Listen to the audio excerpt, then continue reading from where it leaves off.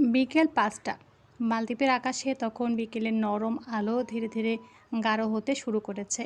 পশ্চিম দিগন্তের দিকে সূর্যটা হেলে পড়েছে, অথচ তার সোনালি আভা এখনও চারপাশের নীল জলরাশির উপর ছড়িয়ে আছে।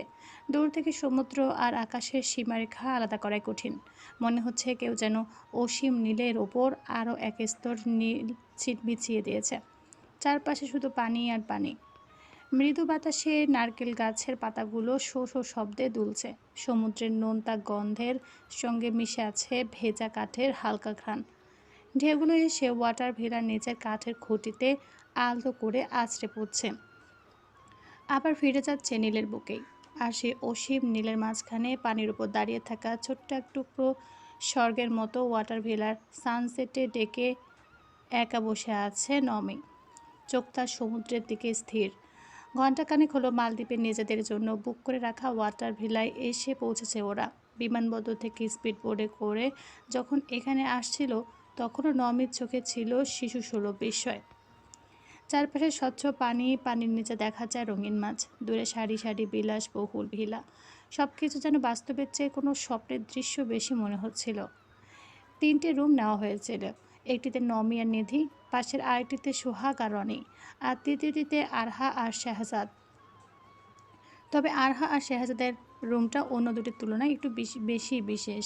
তাদের জন্য নেওয়া হয়েছে একটি প্রাইভেট ওয়াটার ভিলা, নিজস্ব সুইমিং পুল, চারপাশে খোলা আকাশ আর ভিলার একবারে সামনে বিস্তীর্ণ নীল সমুদ্র। চাইলে ঘর থেকে বেরিয়ে কয়েক পা হেঁটে সমুদ্রের পানিতে নামা যায়। অন্য দুটো ওয়াটার ভিলা, তবে সেগুলোতে ব্যক্তিগত সুইমিং পুল নেই। ভিলা থেকে কয়েক পা এগোতেই সামনে বিশাল নীল সমুদ্র, চারপাশে কেবল পানি, আকাশ আর নীরবতার মায়া। এমন জায়গায় এসে যে কারো মন ভালো হয়ে যাওয়ার কথা, কিন্তু চারপাশের এত সৌন্দর্য আজ নমির মনটাকে পুরোপুরি শান্ত করতে পারছে না। সামনে সমুদ্রের ঢেউগুলো যতই শান্তভাবে এসে তীরে আছড়ে পড়ছে, তার বুকের ভেতরটা ততই যেন অস্থির হয়ে উঠছে। চোখের সামনে বারবার ফিরে আসছে গতরাতে সেই দৃশ্য। নমের চোখ দুটো শক্ত করে বন্ধ করে ফেলল, কিন্তু লাভ হলো না। চোখ বন্ধ করলে দৃশ্যটা আরও স্পষ্ট হয়ে উঠছে। গতরাতে সেই ভয়ঙ্কর মুহূর্তটা যেন আবারও তার চোখের সামনে জীবন্ত হয়ে উঠল। গতরাতে ওর মিথ্যে বিয়ের খবর পেয়ে ছুটে এসে আহত হওয়া সোহাগকে ঘরের ভেতর লুকিয়ে রেখেছিল। তখন তার নিজেরই হাত পা কাঁপছিল। বাইরে মা বাবা দাঁড়িয়েছিলেন, দরজার ওপাশে আফতাব হোসেনের সন্দেহ ভরা চোখ, আর ঘরের ভেতরে নিধি নিজের ছোট্ট শরীরটুকু দিয়ে সোহাগকে আগলে করে রেখেছিল। সোহাগ জ্ঞান হারানোর পর নওমি কাপা হাতে শিহাবকে ফোন করেছিল।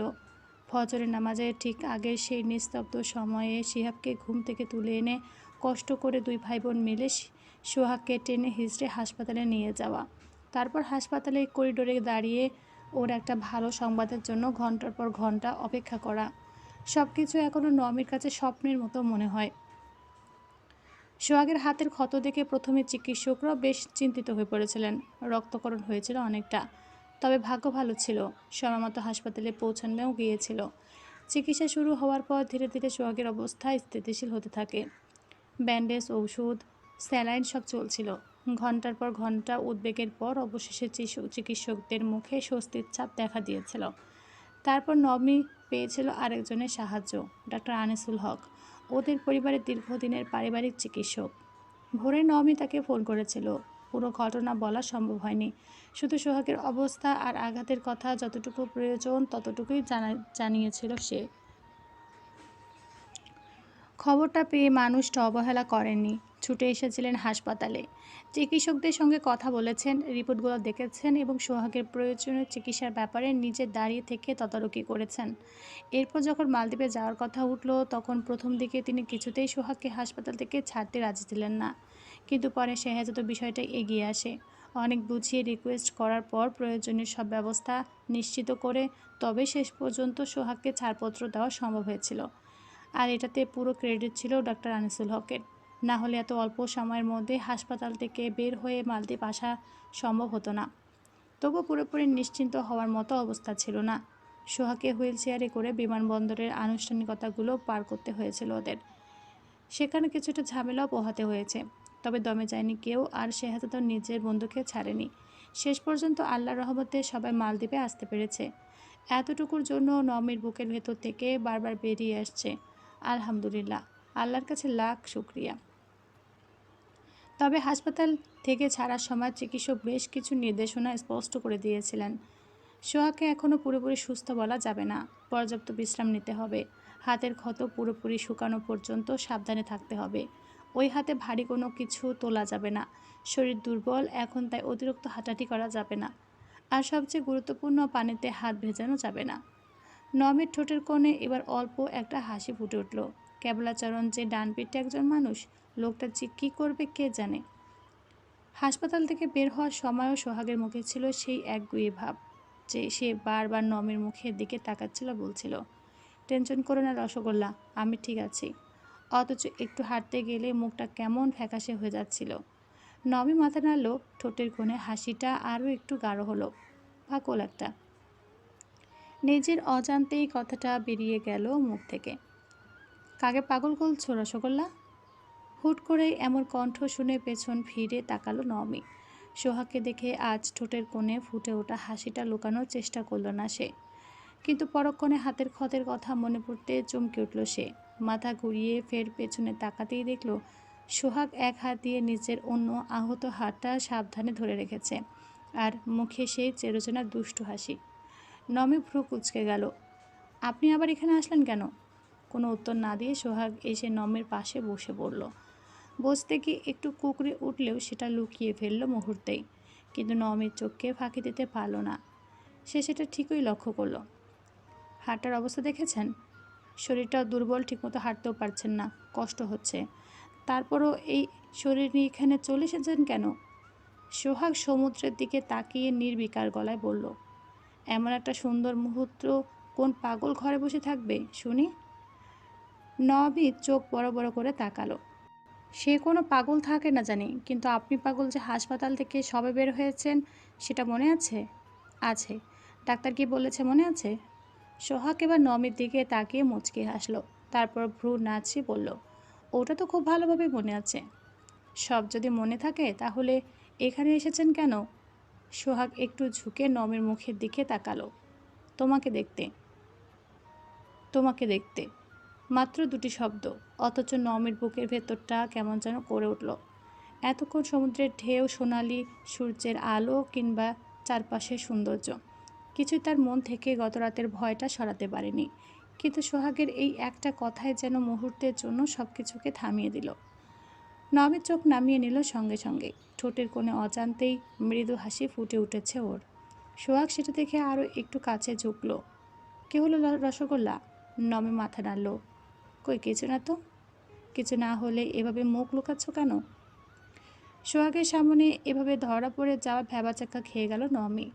হঠাৎ করে যেন বুকের ভেতরটা কেমন অস্থির হয়ে উঠেছে, তবুও কোনো মতে নিজেকে সামলে নিয়ে কাপা গলায় বলল, কোথায় মুখ লুকাচ্ছি না তো। তাহলে আমার দিকে তাকাও। নমি ধীরে ধীরে চোখ তুলল। চোখ উঠতেই আবারও আটকে গেল সোহাগের চোখে। এতটা কাছ থেকে মানুষটার চোখের দিকে তাকানোর অভ্যেস তার নেই, অথচ আজ কেন যেন চোখ সরিয়েও নিতে পারছে না। সোহাগের চোখে সে চেনা দুষ্টুমি নেই, আজ নেই কোনো মজা করার আভাস, বরং সেখানে অদ্ভুত এক মায়া, গভীরতা আর নিঃশব্দ ভালোবাসা। নমের বুকের ভেতরটা ধক করে উঠল। সোহাগও কিছু বলল না, শুধু তাকিয়ে রইল। কয়েক সেকেন্ডে সেই নীরবতা নমির কাছে যেন কয়েক মিনিটের মতো দীর্ঘ মনে হলো। সমুদ্রের ঢেউয়ের শব্দ, চারপাশের এত সুন্দর পরিবেশ, সব কিছু কেমন ঝাপসা হয়ে আসছে। তার সমস্ত মনোযোগ আটকে আছে শুধু সামনের মানুষটার চোখে। সোহাগের ঠোঁটের কোণে ধীরে ধীরে একটা মৃদু হাসি ফুটল। এই তো, এবার ঠিক আছে। নমি থতমত খেলো। পরক্ষণে ভ্রু কুচকে করে বলল, কি? এবার ঠিক মতো তাকালে? এইভাবে তাকিয়ে থাকো সবসময় আমার দিকে, কেমন? চোখ নামিও না। মেয়েরাই হয়। একটু থামলো সোহাগ। এতক্ষণ ভেবে কিছু খুঁজে না পেয়ে আনমনে বলল, এতটা কিউট একটা কিছু যে কি দিয়ে তুলনা করব সেটাই খুঁজে পেলাম না। তাহলে ভাবো তারা কেমন? তবে তোমার ক্ষেত্রে আমার কাছে উপমা হলেও তুমি নিজেই, যাকে নিয়ে নতুন করে বলার মতো কিছু নেই আমার। সোহাগের মুখে এমন কথা শুনে নমের বুকের ভেতরটা কেমন করে উঠল। গাল দুটো লজ্জায় লাল হয়ে গেছে পুরো। কি উত্তর দেবে বুঝতে পারল না সে। না পেরে আবারও চোখ নামিয়ে নিল। নমের মুখের এমন লাজুক ভাব দেখে সোহাগের বুকটা কেমন নরম হয়ে গেল। মনে মনে খুশি হলো সে। এতটুকু কথাতেই মেয়েটা এভাবে গলে গেল। অথচ এই মেয়েটাকে কেউ একজন একসময় যত্ন করে ঠকিয়েছে, আঘাত দিতে দিতে ভেতরটা বিষিয়ে তুলেছিল। লম্বা একটা দীর্ঘশ্বাস ফেলল সোহাগ। মনে মনে ঠিক করলো সে এমন হবে না। সে তো ভালো থাকতে চেয়েছে, আর আল্লাহ ওকে ভালো রাখার জন্য শ্রেষ্ঠ উপহার হিসেবে নমেকে দিয়েছে। তাহলে তাকে খাবার রাখবে কিভাবে? এত সুন্দর একটা ফুলকে কি কখনো পায়ে পিষে ফেলা যায়? কখনোই না। নমের দিকে তাকিয়ে মনে মনে প্রতিজ্ঞা করল সে, নমিকে সে কখনো ভালোবাসার অভাব অনুভব করতে দেবে না। ভালোবাসা নিয়ে ওর মনে যে ভয়টা তৈরি হয়েছে তা ভালোবাসা দিয়ে মিটিয়ে দেবে। সে নমিকে ভালোবাসবে ভীষণভাবে। তার প্রতিটা অভিমান, হাসি, কান্না আর ছোট্ট ছোট্ট ইচ্ছেগুলোকে যত্ন করে আগলে রাখবে। ভালোবাসায় এমনভাবে মুড়িয়ে রাখবে মেয়েটাকে যেন কোনো দিন নিজেকে একা মনে না হয়। সেও দুনিয়াকে দেখিয়ে দেবে পথের ধারে ফোটা ফুলের কপালেও ফুলদানি জোটে। সব ঝরে যাওয়া ফুল পচে না, কিছু ঝরে যাওয়া ফুলও কারো ঘরের ফুলদানিতে জায়গা পেয়ে প্রিয় মানুষের মনে ভালো করে দেওয়ার মতো সুবাস ছড়াতে জানে। সত্যিই জানে। সন্ধ্যা নেমে গেছে মালদ্বীপের নীল জলের বুকে। আকাশের শেষ সোনালি আভাটুকু ধীরে ধীরে মিলিয়ে গিয়ে চারপাশে ছড়িয়ে পড়েছে নরম নীলচে অন্ধকার। দূরে সমুদ্রের ঢেউগুলো মৃদু শব্দে ভাঙছে, আর ভিলার চারপাশে ছোট ছোট আলো জ্বলে উঠছে একে একে। সুইমিং পুলের উপর ঝুলন্ত হ্যাঙ্গিং বেডে বসে পানিতে পা ডুবিয়ে দুপাশে হাত ছড়িয়ে আরাম করে হেলান দিয়ে দুলছে সে। মনটা আজ কেমন যেন ফুরফুরে লাগছে।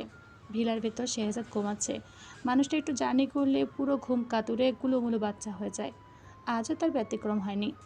আসরের নামাজ আদায় করে বিছানায় শুয়ে পড়েছে সে। আর সেই সূচকে মনের আনন্দে বাহিরে এসে আপন মনে গান গাইছে আরহা। তুমি কি জানো কেউ আড়ালে বসে তোমাকে জীবন দিয়ে ভালোবাসে? গান গাইতে গাইতেই নিজের অজান্তেই মুচকি হাসল আরহা। কেন যেন আজ মনে হচ্ছে এই পৃথিবীতে তার চেয়ে সুখী মানুষ বোধহয় আর কেউ নেই। তার সঙ্গে আশা ঘুমিয়ে থাকা মানুষটা তাকে কতটা ভালোবাসে সেটা নতুন করে বলার প্রয়োজন নেই। শেহজাদের প্রতিটা যত্নে, প্রতিটা দৃষ্টিতে, এমনকি তার ছোট্ট ছোট্ট বকুনিতেও আরহা সেই ভালোবাসা অনুভব করে।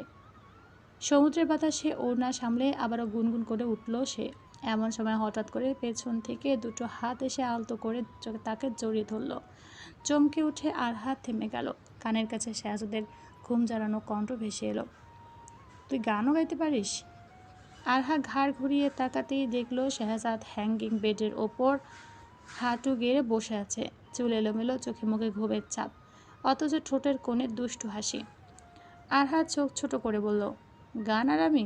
হয়ে গেল। একটু থেমে আবার বলল, একেবারে না বলবো না, পারি একটু একটু। শেহজাদ ভ্রু তুলে বলল, ও তাই নাকি? মন ভালো থাকলে তখন ব্যাঙের মতো ঘ্যাঙ্গর ঘ্যাঙ্গর করি আর কি। এটাকে আবার গান বলে নাকি মানুষ? শেহজাদ হেসে ফেলল ওর কথার ধরন দেখে। তাহলে এতক্ষণ ধরে আমি কি শুনেছিলাম? তুমি তো ঘুমাচ্ছিলে। ঘুমের মধ্যে ব্যাঙ ডাকলেও তোমার কাছে গানই মনে হবে। বাহ, নিজের গলায় এমন প্রশংসা করতে কাউকে আগে দেখিনি। আমার জানা মতে মেয়েরা একটা কিছু না পারলেও নিজেকে বড় দেখাতে অ্যাটিটিউড দেখি কত কি বলে, আর তুই কিনা নিজের দুর্নাম নিজে করছিস। আরহা মুখ বাঁকিয়ে ফেললো সঙ্গে সঙ্গেই। এসব যারা বলে তাদের গিয়ে বলো আমি আলাদা, আমাকে কারোর সাথে তুলনা দেবে না। আমি তো দেমাক দেখাতে জানি না, আর এসব ন্যাকামি পছন্দ করি না। আপনার বউ লাখে, না না, লাখে নয়, কোটিতে এক পিস। তা ঠিক, আর এর জন্যই তো সিমরান তোর নাম দিয়েছে বাথরুম সিঙ্গার, তাই না? বলে শেহজাদ ওকে ছেড়ে সুইমিং পুলের ধারে গিয়ে দাঁড়ালো। এক মুহূর্ত পর পানিতে নেমে গেল সে। আরহা গাল ফুলিয়ে ফেললো সঙ্গে সঙ্গে। এই মানুষটা একটু সুযোগ পেলে ওকে খেপাতে থাকে। বাথরুম সিঙ্গার বলায় একটু রাগ হলো আরহার, কিন্তু পরক্ষণে লম্বা একটা শ্বাস নিয়ে মুচকি হাসলো সে। না, আজ আর কোনো রাগ নয়, কোনো মনোমালিন্য নয়। দেশ ছেড়ে বিদেশের মাটিতে এসেছে মানুষটা, তো কষ্ট করে একটু ভালো রাখার জন্য এতটা পথ পাড়ি দিয়েছে। তাই এরকম একটা ছোটোখাটো বিষয় নিয়ে ঝামেলা করে মন খারাপ করার কোনো মানেই হয় না। ভাবনাগুলো মনে আসতেই আর এক মুহূর্ত বেঁধে থাকলো না আরহা। সাবধানে বেড থেকে ডেকের ভেতরে এসে দাঁড়ালো সে। কয়েক সেকেন্ড ওভাবে দাঁড়িয়ে থাকে, গর্ভাবস্থার কথা মাথায় রেখে ধীরে ধীরে পুলের সিঁড়ি বেয়ে পানিতে নেমে গেল। শেহজাদ নিজের মতো করে সাঁতার কাটছিল। হঠাৎ পেছন ফিরে আরহাকে পানিতে নামতে দেখে চেঁচিয়ে উঠল সে। এই, সাবধানে! কি করছিস? এই ভর সন্ধেবেলায় পানিতে নামছিস কেন? আরহা মৃদু হেসে বলল, আমি সাবধানে নামছি। গোসল করতে ইচ্ছে হচ্ছে তাই এলাম। একদম না আরু, পানিতে নামবি না। পানি খুব ঠান্ডা। আরহা মুখ ফুলিয়ে বলল, আমি ছোট বাচ্চা নাকি? ঠান্ডা তো কি জ্বর হয়েছে? জ্বর হলে হবে। তুমি তো আছো, সেবা করবে আমার, ব্যাস হয়ে গেল। আর কি চাই? আরও জেদ করিস না, ভুলে যাস না তুই এখন একা নস। চুপচাপ ওখান। আরহা শেহজাদের কথা গায়ে মাখল না, উল্টো ওর কথাটা শেষ হওয়ার আগে পা বাড়িয়ে পানিতে নেমে গেল। শেহজাদ হতাশ মুখে মাথায় হাত দিল তা দেখে। আল্লাহ, এই মেয়েটাকে নিয়ে যে কি আমি করি! শেহজাদের এমন হতাশ মুখ দেখে পানিতে নেমে হেসে উঠল আরহা। শেহজাদ স্থির হয়ে দাঁড়িয়ে রইল। আরহা কাছে পৌঁছাতেই কোনো কথা না বলে দুহাত দিয়ে তাকে জড়িয়ে ধরল। শেহজাদও এক মুহূর্ত দেরি করল না, তার কোমর ঘিরে নিচের হাত জড়িয়ে নিল। কিছুক্ষণ দুজনেই চুপ, শুধু চারপাশে পানির মৃদু ঢেউ। আরহার মাথাটা শেহজাদের বুকের কাছে ঠেকানো। আরহা চোখ বন্ধ করে ফেলল।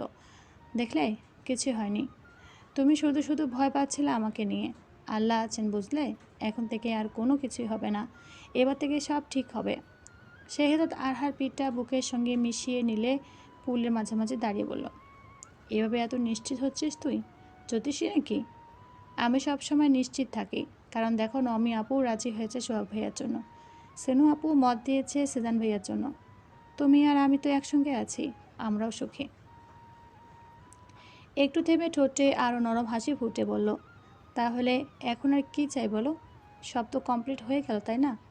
আর এটুকু তো একটা পাগলও বুঝবে, তার জন্য জ্যোতিষী হতে হবে না। শেহজাদ কোনো উত্তর দিল না, শুধু আরহাকে আরও কাছে টেনে নিল। তারপর হঠাৎ আরহার ঘাড়ে নিজের উষ্ণ নিঃশ্বাস ফেলে কোমরটা শক্ত করে জড়িয়ে ধরে কানের পিঠে চুমু দিল। হঠাৎ এমন স্পর্শে কেঁপে উঠল আরহা। পুরো শরীর জুড়ে ঠান্ডা শিহরণ বয়ে গেল ওর। মৃদু কেঁপে উঠে কাবা স্বরে বলল, কি করছো তুমি এটা? পাগল হয়ে গেছো নাকি? এটা সুইমিং পুল, লোকে দেখলে কি বলবে? আরহার কণ্ঠে অস্বস্তি, কিন্তু শেহজাদের মুখে তখন দুষ্টু হাসি। সে আরও একটু কাছে এসে নিচু গলায় বলল, বাহিরে তো কি হয়েছে? সারাক্ষণ শুধু মানুষের চিন্তা। দূরে এসেছিস, জলজন্ত মানুষটা তোর সঙ্গে দাঁড়িয়ে আছি, অথচ তোর মাথায় সারাক্ষণ নমি, সোহাগ, সেনু, সেজান। তাই আমার দিকে তো একটু তাকা। শেষ কথাটা শেহজাদ এমন অসহায় গলায় বলল যে তা দেখে আরহা এবার আর হাসি থামাতে পারল না। এভাবে বলছো কেন? ওরা তো আমার আপন মানুষ। আর আমি? আরহা এবার ঘুরে সরাসরি শেহজাদের দিকে তাকালো, চোখের কোণে দুষ্টু হাসি নিয়ে বলল, তুমি তুমি আমার মাথা ব্যথা। অসভ্য পুরুষ তুমি, যার কোনো লাজ শরম নেই। আচ্ছা, আমি অসভ্য পুরুষ তাই না? দাঁড়া, দেখাচ্ছে তোকে। কথাটা বলে আর কোনো উত্তর দেওয়ার সুযোগ দিল না সে। ঝুঁকে আরহার ঘাড়ের কাছে আলতো করে ঠোঁট ছুঁয়ে দিল।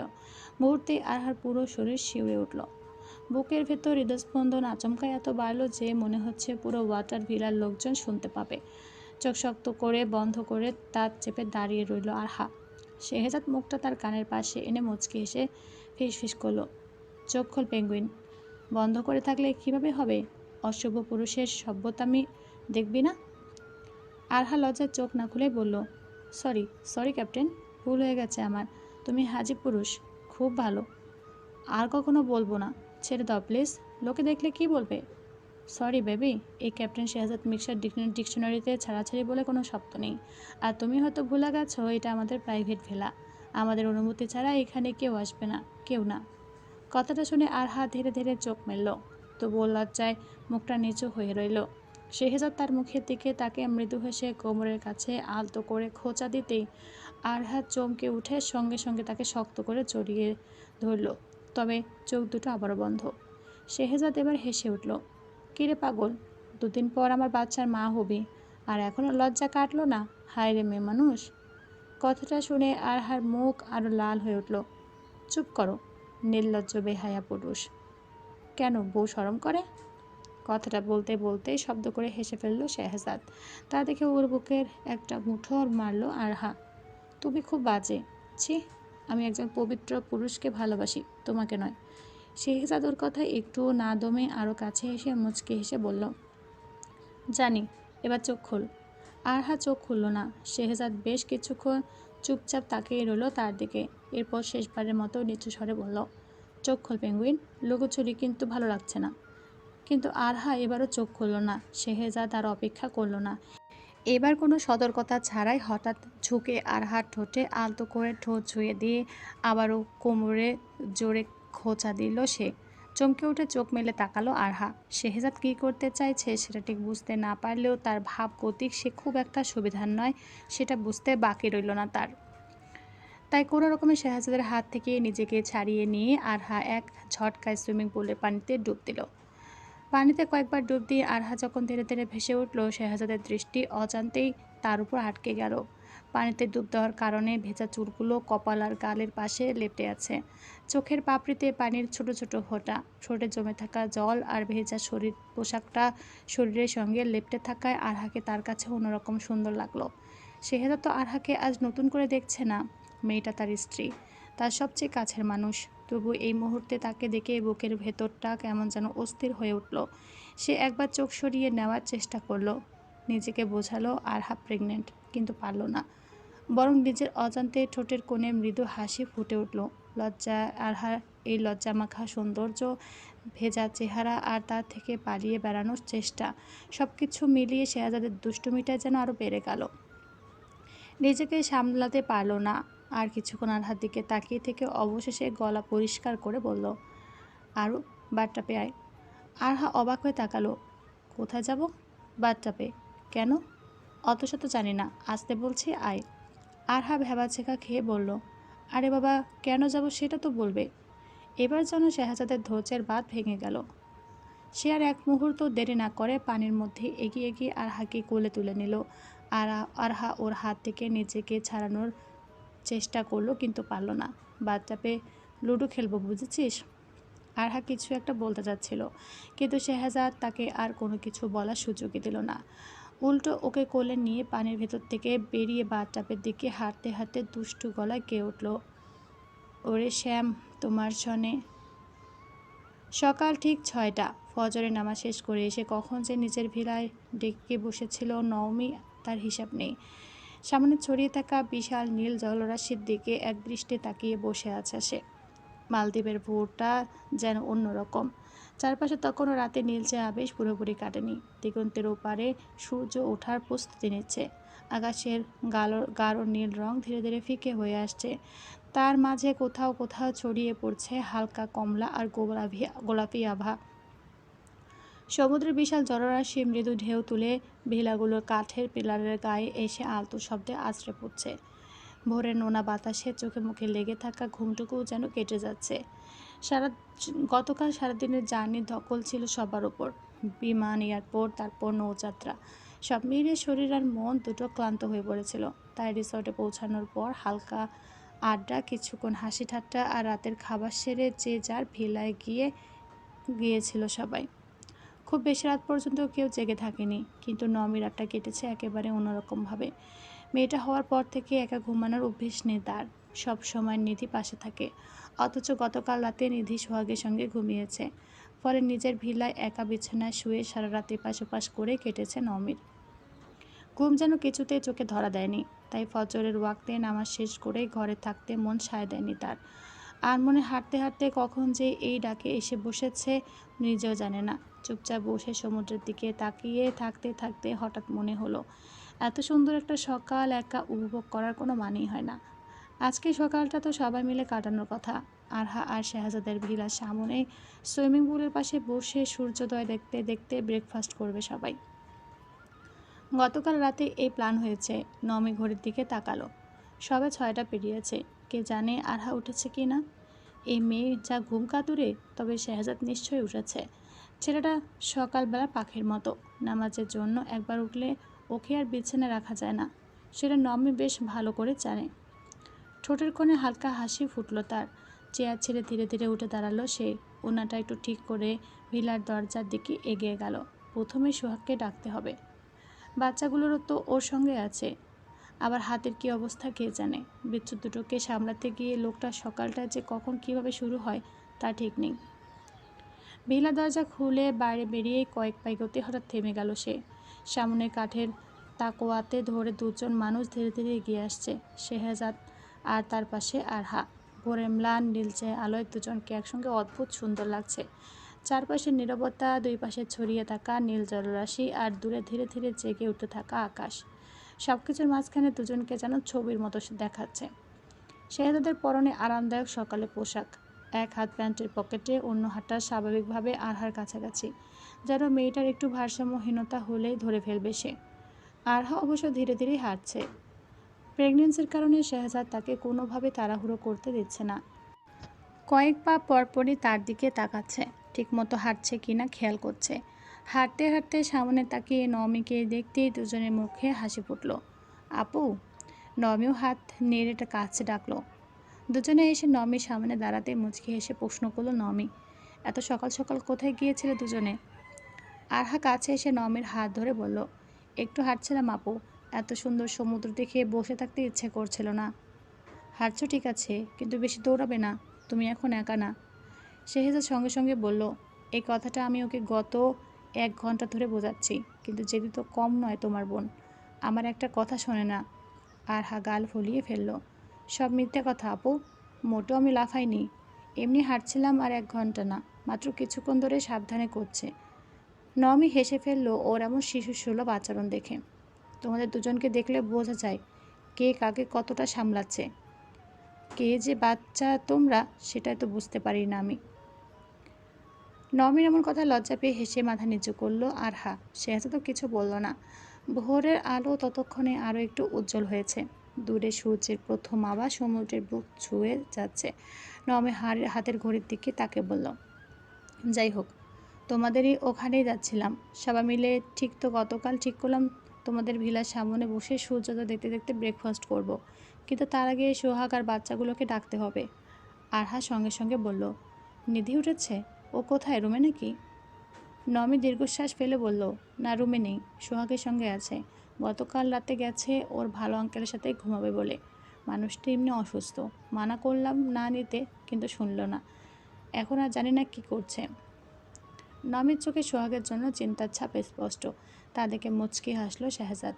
তার মানে সত্যি নমিও ভালোবাসে তাহলে সোহাগকে। সেদিন সোহাগ মিথ্যে বলেনি, এজন্যই তো শিহাবকে দিয়ে মিথ্যে খবর দিয়েছিল সে সোহাগকে।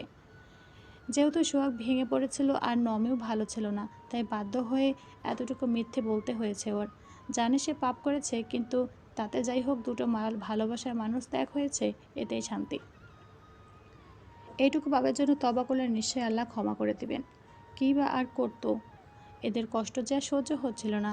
এইসব ভেবে মুচকি হাসলো শেহজাদ। তারপর হেসে বলল, আপু তাহলে চলো, আগে ওদের উদ্ধার করি। সূর্য তো উঠল বলে আবার ভিলাতে ব্রেকফাস্ট দিতে আসবে ওরা। কথাটা বলে আর কোনো দেরি না করে হাঁটা দিল তিনজন। নমি সামনে, তার পেছনে ধীর পায়ে আরহা, তার পাশে শেহজাদ। চারপাশে তখনও ভোরের নরম আলো, দুপাশে নীল জলরাশি আর কাঠের ওয়াকওয়ের নিচে ঢেউয়ের মৃদু শব্দ। সকালে সেই শান্ত সৌন্দর্য পেরিয়ে তারা এগিয়ে চলল সোহাগের ভিলার দিকে। বিকেল 5টা বাজে।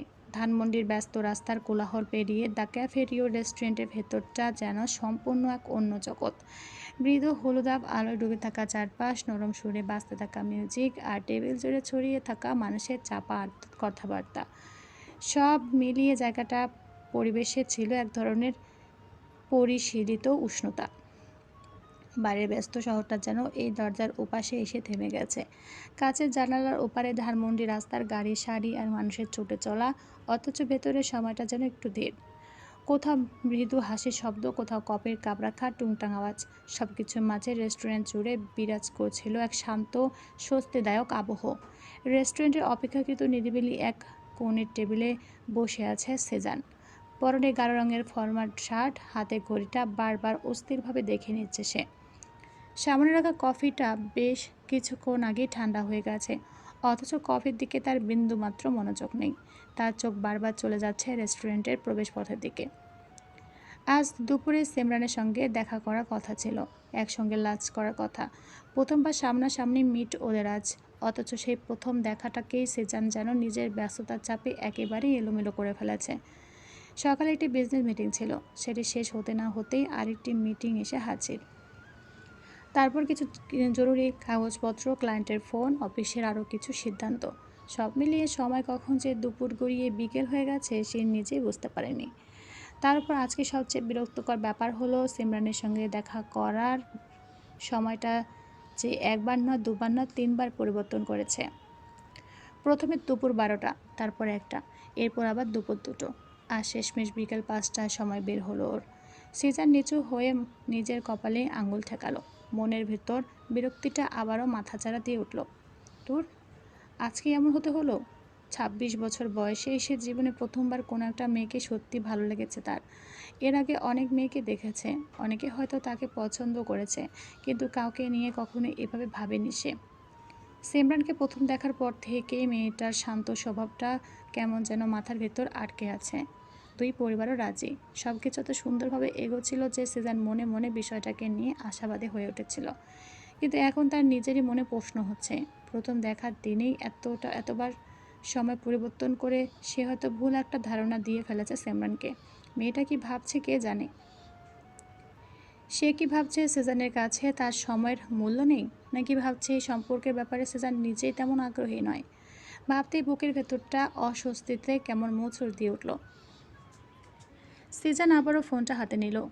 স্ক্রিনে সময় বিকেল 5টা 2। আর কোনো নতুন মেসেজ নেই। তার ভ্রু সামান্য কুঁচকে গেল। মেয়েটা আসবে তো, নাকি শেষ পর্যন্ত বিরক্ত হয়ে আসবেই না। কিছুক্ষণ ভেবে নিজেকে ধমক দিল সে। না আসার কি আছে, তুমি নিজেই তো 3বার সময় পরিবর্তন করেছো।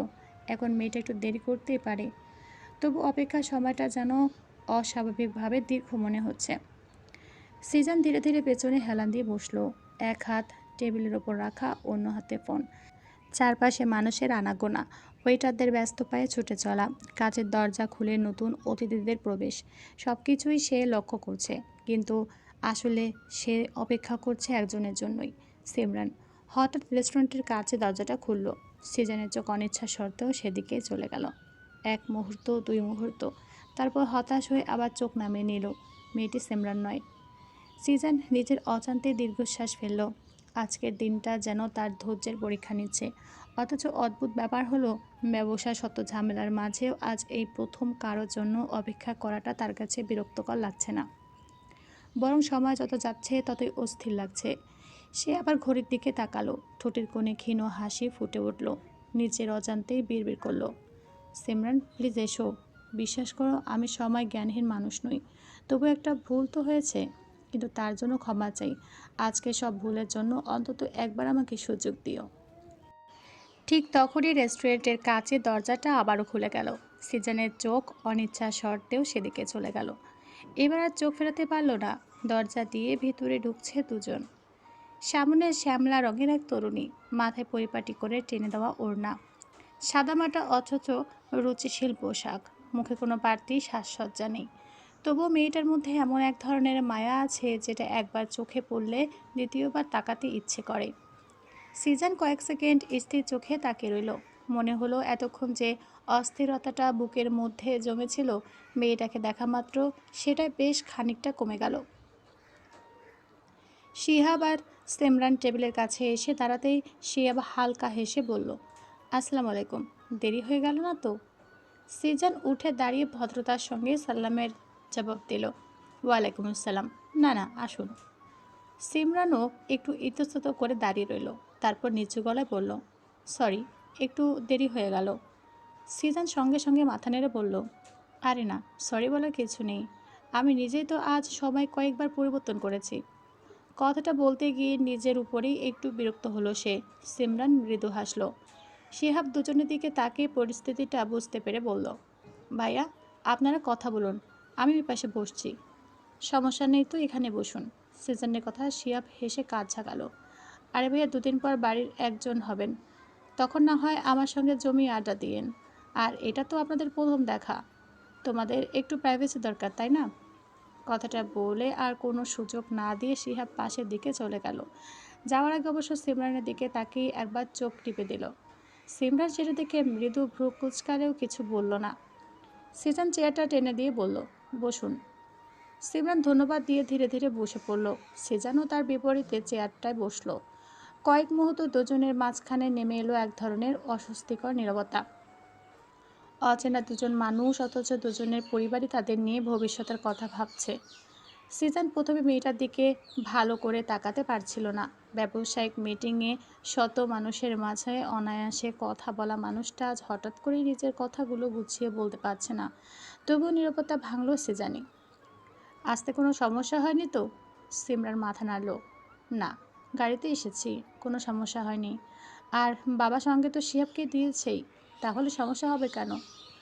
সিজান মাথা নেড়ে হালকা হাসলো, তারপর টেবিলের ওপর রাখা মেনুটার দিকে হাত বাড়ায়। তাহলে কিছু অর্ডার দেওয়া যাক। খেতে খেতে কথা বলি। অনেকটা পথ এসেছেন, নিশ্চয়ই কিছু খাওয়া হয়নি।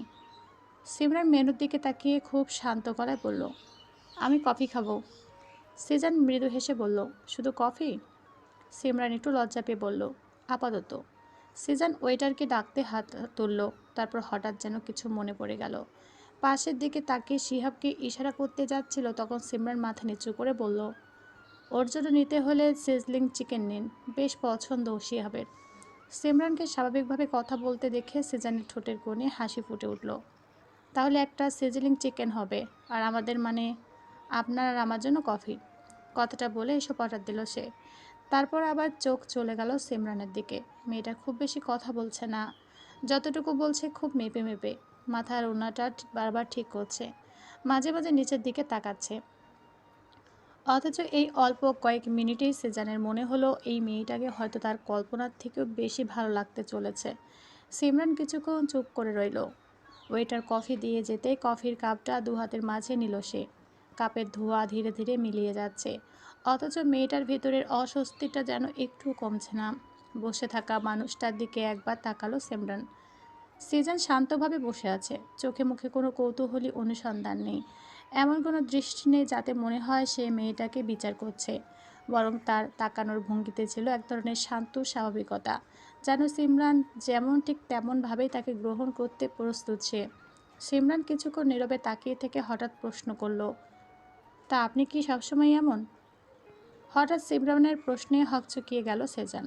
ভ্রুকুচকে প্রশ্ন করল, এমন বলতে? সিমরান ঠোঁটের কোণে হালকা হাসি ফুটিয়ে বলল, এই যে তিনবার সবে পাল্টানো মানুষ। কথাটা শুনে মুহূর্তের জন্য ভ্যাবাচ্যাকা খেয়ে গেল সেজান। মনের ভেতর যে আশঙ্কাটা এতক্ষণ ধরে ঘুরছিল, শেষ পর্যন্ত সেটাই সত্যি হলো। সে জানতো সিমরান নিশ্চয়ই বিষয়টা তুলবে, কিন্তু কীভাবে উত্তর দেবে সেটা নিয়ে ভাবেনি। নিজেকে সামলে নিয়ে কফির কাপে এক চুমুক দিল সিজান। তারপর কাপটা টেবিলের ওপর রেখে একটু অপ্রস্তুত হেসে বলল, না তা নয়, সময়ের ব্যাপারে আমি বেশ কেয়ারিং, তবে আজকের বিষয়টা একটু বেশি হয়ে গেছে। সিমরান নীরবে তাকিয়ে রইল। সিজানে এবার একটু ইতস্তত করে বলল, আসলে আপনার সঙ্গে দেখা করার কথা শোনার পর থেকে ভীষণ নার্ভাস ছিলাম। ফলে আমার ডেস্কে যতগুলো ফাইল জমেছিল সবগুলো গোছানো কাজ হওয়া সত্ত্বেও আমার কাছে কেমন যেন এলোমেলো মনে হচ্ছিল। একটার পর একটা কাজ করতে গিয়ে সময়ের হিসাবটাই ঠিক রাখতে পারিনি, তাই চাইলেও সময় মতো সব শেষ করতে পারিনি। একটু থেমে সিজান নিজের অবস্থাটা ব্যাখ্যা করার মতো করে বলল, কিন্তু তাই বলে আমি সময় জ্ঞানহীন মানুষ নই। সত্যি বলতে আজকের ব্যাপারটা একটু ব্যতিক্রম। আপনার সঙ্গে দেখা করার বিষয়টা আমার মাথার আসার পর থেকেই কেমন যেন অদ্ভুত এক অস্থিরতা কাজ করছিল। সিমরানের চোখে এবার ক্ষীণ বিস্ময় ফুটে উঠল। সে হয়তো আশা করেছিল সিজান কোনো অজুহাত দেবে, অথচ লোকটা নির্দ্বিধায় নিজের নার্ভাস হওয়ার কথাটাই স্বীকার করে নিল। সিমরান কফির কাপে আঙুল ছুঁয়ে মৃদু স্বরে বলল, আমার সঙ্গে দেখা করতে এত নার্ভাস হওয়ার কী আছে? আমাকে বাঘ না ভয়ঙ্কর কোনো প্রাণী যে নার্ভাস হবেন? সিজান কয়েক সেকেন্ড চুপ করে রইল, তারপর খুব স্বাভাবিক গলায় বলল, জানি না, তবে সত্যি বলছি নার্ভাস ছিলাম। একটা কথা জিজ্ঞেস করতে পারি? অবশ্যই। তা হুট করে আপনি নিজের জীবনসঙ্গী হিসাবে আমাকে পছন্দ করলেন কেন? সিজনের ভ্রু সামান্য উঠল। সিমরান নিজের কথাগুলো গুছিয়ে নেওয়ার চেষ্টা করলো। মানে আপনি তো বেশ সুদর্শন, আর আপনার বাবার মুখে আপনার সম্পর্কে যতটুকু শুনেছি আপনার পরিবারও ভালো, আপনি নিজেও শিক্ষিত প্রতিষ্ঠিত, আপনার সামনে নিশ্চয় অনেক ভালো ভালো প্রস্তাব এসেছে। একটু থামলো সে, তারপর খুব নিচু গলায় বলল, তাহলে তাদের বাদ দিয়েই আমি কেন? সিজন কিছুক্ষণ চুপ করে রইল, তারপর মৃদু হেসে বলল, সত্যি কথা বলতে আমি আপনাকে প্রথম দেখে পছন্দ করেছি। এমন মিথ্যে কথা বলবো না, কারণ আপনাকে আমি দেখেছি খুব অল্প সময়। কিন্তু আপনার সম্পর্কে জানার পর আমার মনে হয়েছে আপনার সঙ্গে কথা বলা উচিত। আপনাকে জানার চেষ্টা করা উচিত। সিমরান স্থির চোখে তাকিয়ে রইল সিজানের দিকে। সিজান এবার একটু গম্ভীর হলো। কয়েক মুহূর্ত চুপ থেকে খুব স্বাভাবিক অথচ স্পষ্ট গলায় বলল, আপনার জীবনের যে কালো অধ্যায়টার কথা বলা হয় সেটা আমি জানি। আপনি ধর্ষণের শিকার হয়েছিলেন সেটাও জানি। শব্দটা কানে যেতেই সিমরানের বুকের ভেতরটা কেঁপে উঠল। সে সরাসরি তাকালো সিজানের চোখের দিকে। ১.৫ বছর। এই ১.৫ বছরে কেউ তার সামনে শব্দটা উচ্চারণ করেনি। বিষয়টা উঠলেই মানুষ থেমে গেছে। কেউ কথা ঘুরিয়ে দিয়েছে, কেউ করুণ চোখে তাকিয়েছে, কেউ আবার এমনভাবে আচরণ করেছে যেন শব্দটা উচ্চারণ করলে সিমরানের সম্মান আরও একটু কমে যাবে। কিন্তু সিজান শব্দটাকে লুকালো না, আবার সেই শব্দ দিয়ে সিমরানকে সংজ্ঞায়িত করলো না। সিজান নিজের সিমরানের চোখে চোখ রাখল, তারপর শান্ত গলায় বলল, শুধু অতটুকুই নয়, আমি এটাও জানি সেটা আপনার ইচ্ছাই ঘটেনি। আপনি শেষ মুহূর্তে বেঁচে গিয়েছিলেন, ওপরওয়ালা আপনাকে বাঁচিয়েছিলেন। ঘটনাটা আপনার জন্য কতটা ভয়ঙ্কর ছিল সেটা আমি কখনোই পুরোপুরি বুঝতে পারবো না, কারণ আমি আপনার জায়গায় ছিলাম না। তাই আপনার কষ্টের মাত্রা নিয়ে বড় বড় কথা বলার অধিকারও আমার নেই। একটু থেমে সিজান স্পষ্ট গলায় বলল, কিন্তু একটা ব্যাপার খুব পরিষ্কারভাবে জানি, আপনার সঙ্গে অন্যায় হয়েছে, আর সেই অন্যায়ের দায় আপনার নয়। সিমরানের চোখ ধীরে ধীরে নিচু হয়ে গেল। সিজান তাকে সময় দিল, তারপর বলল, আরেকটা বিষয় আমি বিশ্বাস করি, একজন মানুষের অপরাধের বোঝা অন্য একজন মানুষ সারা জীবন বয়ে বেড়াবে, এটা কোনো ন্যায় হতে পারে না। যে আপনার ক্ষতি করার চেষ্টা করেছে দোষী তো সে। আপনি তো যেচে তার কাছে গিয়ে বলেননি এমন করতে, তাহলে তার দায় আপনি কেন নেবেন? সিমরান ধীরে চোখ তুলল। সেটা নয়তো আপনি বুঝলেন, কিন্তু আপনি তো জানেন সমাজ আমাকে কীভাবে দেখে। তারা তো আর আপনার মতো করে ভাববে না। আবার আপনার পরিবার, এখন বলছেন এভাবে, কিন্তু পরে যদি কথা ওঠে তখন? সিজান মৃদু হাসল।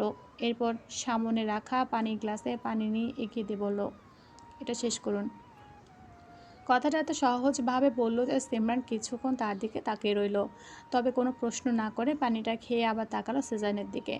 সিজান এবার ওর দিকে তাকিয়ে বলল, এবার লম্বা একটা শ্বাস নিন আর মনের মধ্যে যত রকমের ভয় দুশ্চিন্তা আছে সব বের করে দিন। সিমরান ভ্যাবাচ্যাকা খেয়ে গেল। তা দেখে আবারও হাসলো জিসান। তারপর একটু গম্ভীর হয়ে বলল, আপনি তো অবুঝ নন সিমরান, যথেষ্ট ম্যাচিউর আপনি। তাহলে এগুলো বলছেন কিভাবে? দেখুন, মানুষ কথা বলবেই, তবে তার মানে এই নয় যে আমি বাস্তবতা বুঝি না। আমি জানি কিছু মানুষ প্রশ্ন করবে, কেউ হয়তো একটু কটু কথা বলবে, আত্মীয় স্বজনের মধ্যেও কারো কারো আপত্তি থাকতে পারে। আমাদের সমাজে এসব বাস্তবতা আছে। শুধু মানুষ কী বলবে তাতে আমার কিছু যায় আসে না। বললে বাস্তবতা বদলে যাবে না। সিমরান নীরবে শুনছিল। কিন্তু সংসারটা তো সমাজ করবে না সিমরান, করব আমরা দুজন। প্রতিদিন সকালে ঘুম থেকে উঠে একে অপরের মুখোমুখি আমাদেরই হতে হবে।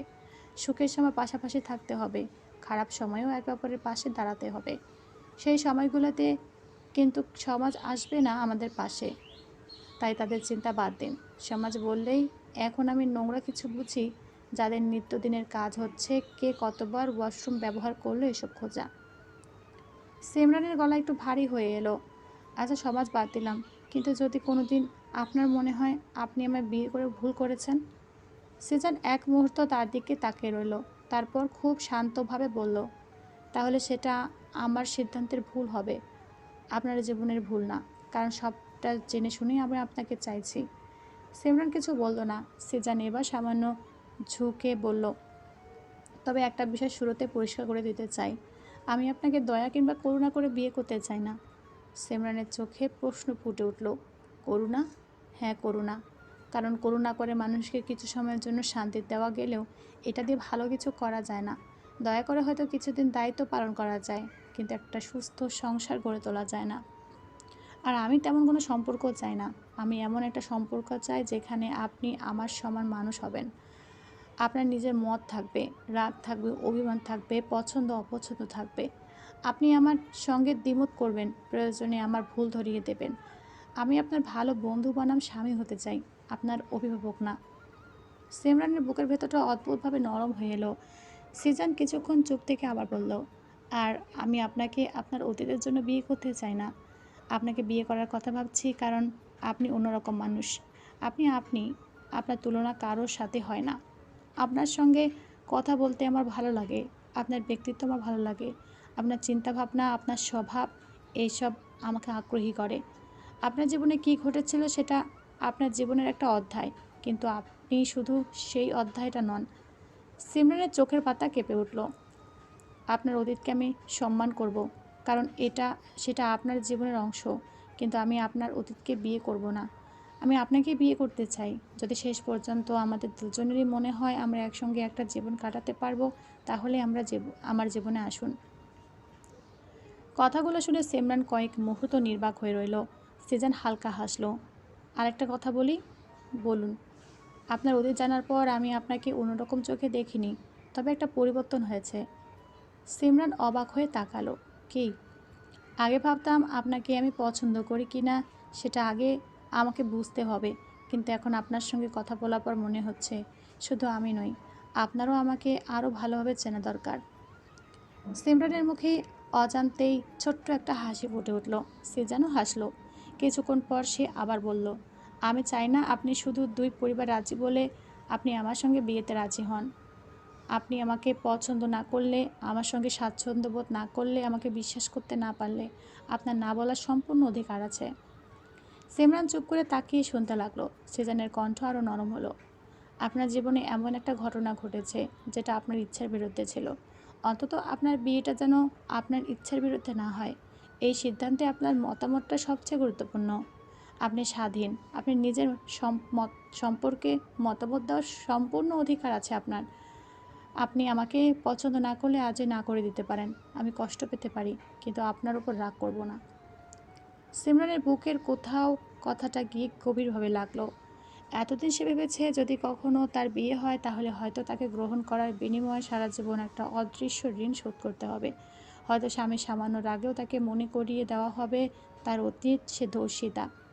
হয়তো কোনো ঝগড়ার সময় সেই ঘটনাটা তার বিরুদ্ধে অস্ত্র হয়ে ফিরে আসবে।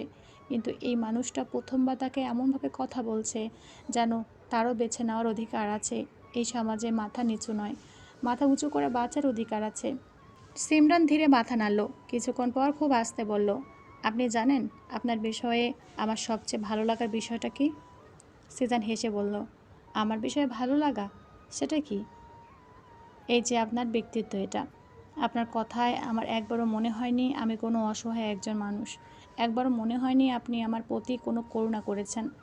সিজানের হাসিটা এবার আরও নরম হলো। কারণ সত্যিই আমি কোনো করুণা করছি না। আমি শুধু একজন মানুষকে আমার জীবনে বেছে নেওয়ার কথা ভাবছি। আর সেই মানুষটাকে সম্মান করা আমার দায়িত্ব, উপকার না। সিমরান আর কোনো উত্তর দিল না। শুধু কফির কাপটা হাতে নিয়ে চুপচাপ বসে রইল। চোখের কোণে অল্প পানি জমল, তবে সেই পানিতে এত অপমানের ভার ছিল না। ছিল বহুদিন পর পাওয়া একটুখানি স্বস্তি। সিজন সেটা দেখেও কোনো মন্তব্য করল না। তাকে কাঁদতে দেখে সান্ত্বনার নামে কোনো বড় কথা বলল না।